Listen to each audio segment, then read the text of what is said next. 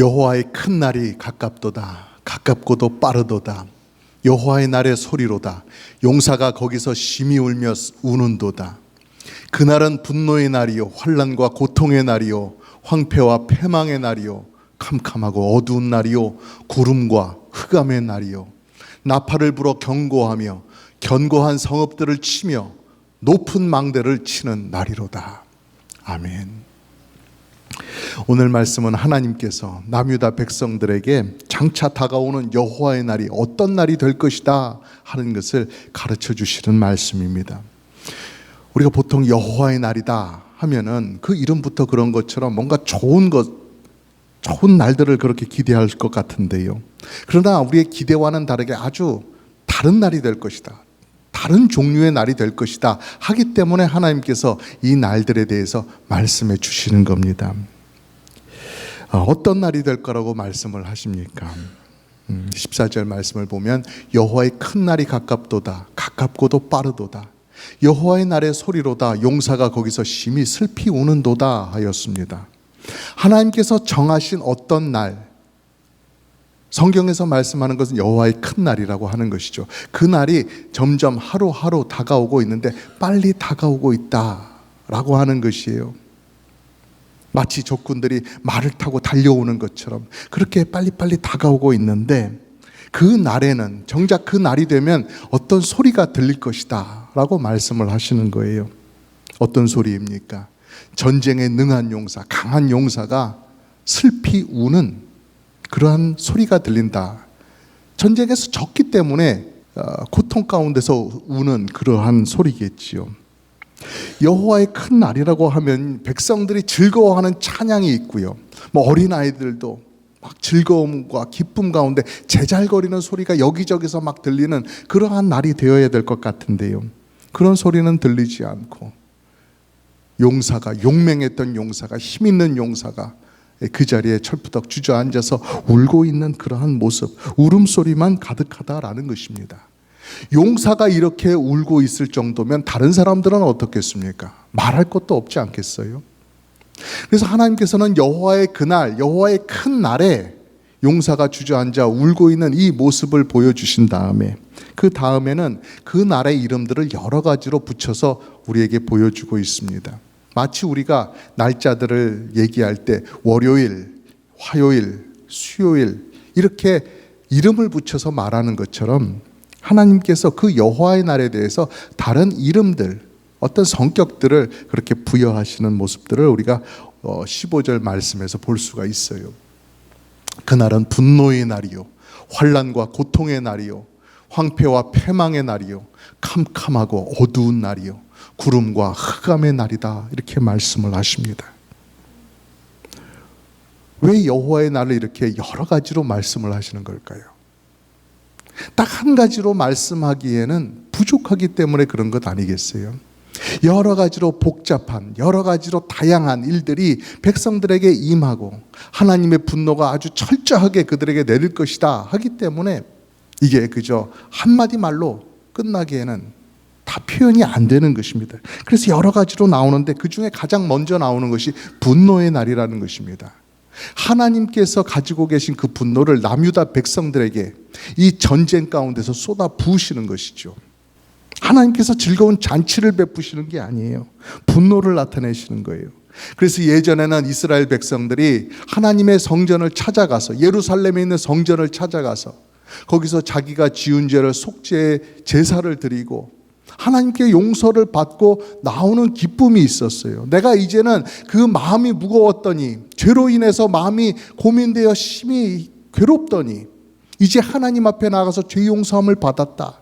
그래서 그 성전을 떠날 때 하늘이 다시 파랗게 보이고 온 세상이 새롭게 보이고 야 이제 내가 새롭게 살아가게 되겠구나 하는 기쁨이 마음속에 있었다라는 것입니다. 새 날이구나, 새로운 인생이 시작되는구나 하는 이런 즐거움 가운데 예루살렘을 떠날 수 있었다라는 거예요.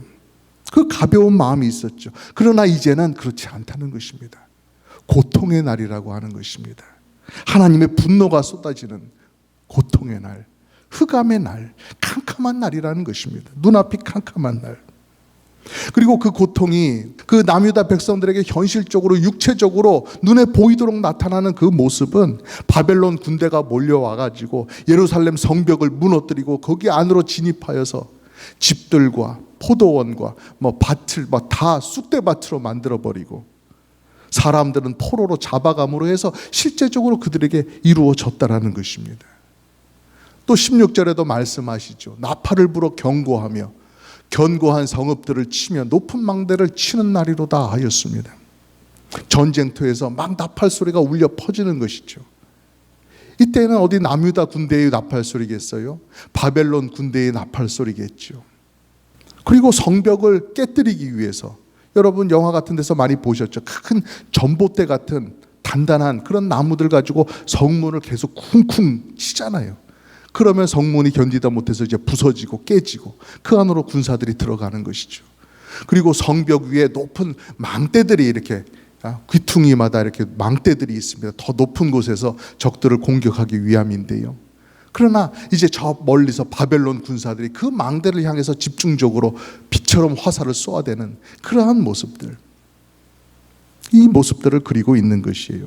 오늘날과는 우리가 상상하기도 참 어려운 그러한 모습인데요. 그래서 실감이 잘 안 날 수도 있지만 내가 그날 그 자리에 그 성 안에서 공격을 당하는 입장이라고 한번 생각해 보세요. 이제 곧 성문이 뚫리면 그곳으로 바벨론 군대들이 진입해 들어올 것이고, 그러면 그 군인들이 칼이든 도끼든 그 손에 든 무기로 사정없이 사람들을 죽이고 돌아다닐 것이다. 바로 이 순간에 내가 거기 있다면 얼마나 두렵겠어요. 내 가족이 이런 상황에 무방비로 노출되어야 된다면 얼마나 마음이 떨리겠어요. 어디로 도망을 가겠어요? 그 성 안에서 어떻게 피할 수가 있겠어요? 어떻게 살아남겠다고 장담을 할 수가 있겠어요? 그래, 참으로 두려운 날이 되는 것이죠. 여러분, 원래 여호와의 날이라고 이름 붙일 만한 날이라고 한다면 그 날은 좋은 날이 되어야 될 것입니다. 복된 날이 되고 모두가 즐겁게 잔치를 벌이는 그런 날이 되어야 될 것이죠. 우리가 누구 생일날이다 이렇게만 해도 같이 모여가지고 무조건 즐거워야 되는 것 아닙니까? 화나는 일이 있고 짜증나는 일이 있어도 야야 오늘은 누구 생일이야, 우리 이러지 말고 기분 좋게 지내자 하는 그런 날이 되어야 되는 것 아니겠어요? 하물며 여호와의 날이란 말입니다. 그것도 여호와의 큰 날이라고 한단 말입니다. 그러면 다 함께 축제를 벌려야죠. 다 함께 즐거워야 되죠. 복된 날이 되어야 되죠. 누구나 좋은 마음으로 그날을 기다리고 손꼽아 기다리고 바라보아야 되는 날이 되는데 그렇지 않고 하나님의 분노가 두려울 정도로 쏟아지는 그런 날이 되었으니 이게 어떻게 된 이유입니까? 왜 그날을 흑암의 날이라고 말씀을 하시는 것입니까? 다른 이유가 아닙니다. 남유다 백성들이 하나님을 업신여기고 하나님을 배반했기 때문에 그렇습니다. 하나님께 불순종했기 때문에 그래요. 다른 뭔가 어려운 사명을 제대로 이루어내지 못했기 때문이 아닙니다. 하나님께서 백성들을 사랑하시는데, 그리고 그 백성들을 자신의 백성으로 지키고 보호하시고 그 백성들이 살아갈 그 방향을 정해주시는데 사람들은 그것을 따르지 않았다는 것입니다. 경배해야 될 하나님을 경배하지 않고 순종해야 될 하나님을 순종하지 않았기 때문에 결국 이런 날이 그들 앞에 찾아온 것이었습니다.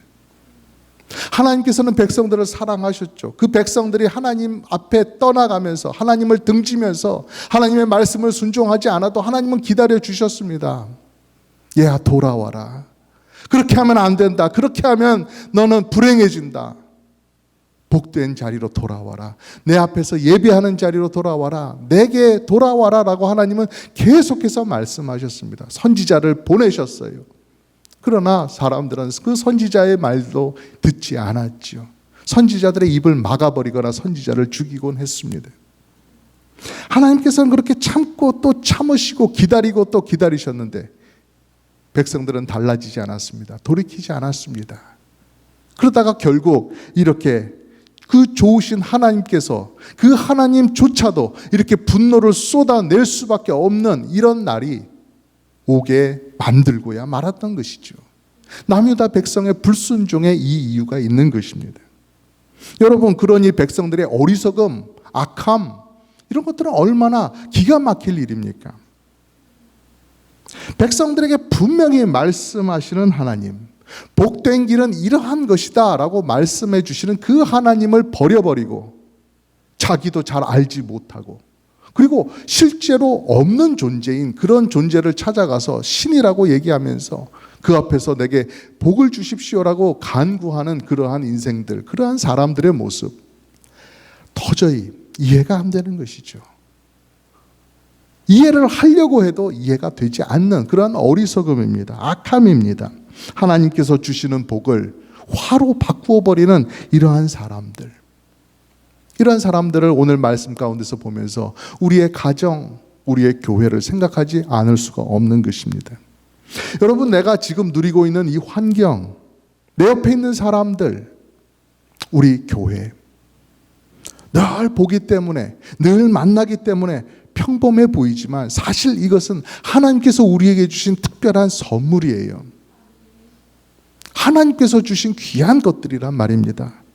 내가 가진 것, 내 옆에 사람들, 내가 몸담고 있는 교회, 심지어 나의 인생, 내 건강, 내가 움직이는 것들까지도 하나님께서 허락하지 않으시면 내가 내 마음대로 주장할 수가 없는 거예요. 내가 원한다고 가질 수 있는 것이 아니고 내가 어떻게 하겠다고 해서 할 수 있는 것들이 아닙니다. 그 모든 것들이, 그 모든 시간들이 하나님께서 내게 주신 귀한 선물이에요. 우리가 이것을 잘 알아야 되는 것이죠. 그런데 이 귀한 복을 매일매일 누리다 보니까 어떻게 됩니까? 우리의 마음이 변질되기 시작합니다. 내가 원래부터 그런 것들을 누리고 살았던 사람처럼 그러한 모든 좋은 선물에 감사를 잃어버리는 것이죠. 오히려 이것은 무시하고 또 다른 것, 새로운 것, 더 많은 것, 그 어떤 것을 찾아서 우리의 마음이 갈급해지기 시작하고 욕심을 부리고 탐욕을 부리고 하나님께서 기뻐하시지 않는 모습으로 변해가 버리는 거예요. 그런 마음이 지속되면 하나님을 향한 마음도 점점 냉랭해질 수밖에 없는 것이죠. 하나님께서 주신 것이 뭐 있어? 하나님께서 내게 해주신 것이 무엇이야? 시들해지기 시작합니다. 그래서 전에는 감사와 기쁨이 넘쳤던 예배의 자리가 이제는 매주 지키기에는 부담스러운 자리가 되는 거예요. 오늘도 또 가야 돼? 전에는 귀하게 바라보았던 동역자들입니다. 아, 내 형제 옆에 있는 형제 자매 한 명이 귀하구나. 참 존귀한 분이시구나. 이렇게 생각했었는데 매번 보다 보니까 이제는 봐도 못 본 척 시큰둥한 존재가 되어버리는 것입니다. 내 옆에 있는 형제 자매들과 동역을 한다, 협력을 한다. 에이 뭐 이제 남의 일처럼 되어버리는 것입니다. 여러분, 천국을 이 세상에부터 천국을 이 세상에서부터 먼저 누리라고, 미리 맛보고 살라고 하나님께서 우리에게 이런 귀한 복들을 주셨어요. 교회와 가정을 주셨어요. 내 옆에 형제 자매들을 주셨어요. 근데 이런 것들을 우리 손으로 허물어 버려서는 안 되는 일이지요. 하나님께서 주신 복을 잘 간직하시기 바랍니다. 이건 내게 주신 복이야. 하나님께서 나를 이만큼이나 사랑하셔. 얼마나 감사해 하면서 그 복을 귀하게 생각하시기를 간절히 바랍니다. 그러려면 내게 그 복 주신 분을 우리가 분명히 알아야 돼요. 이건 그냥 어쩌다가 내게 굴러 들어온 것이 아니라 하나님께서 나를 보시고 나에게 콕 찍어서 이러한 복을 주셨어 라고 하는 그 감사함이 우리에게 있어야 되고요. 늘 하나님께 귀를 기울여야 됩니다. 하나님께서 내게 하시는 말씀에, 내게 인도해 주시는 그 인도하심에 예스 하면서 따라갈 수가 있어야 되는 것이죠. 여러분은 항상 은혜 안에 머무시고 또 우리가 하나님 앞에 서게 되는 그날이 정말 여호와의 큰 날이 될 것인데 그날을 잘 준비해 나가시기를 주님의 이름으로 축복합니다.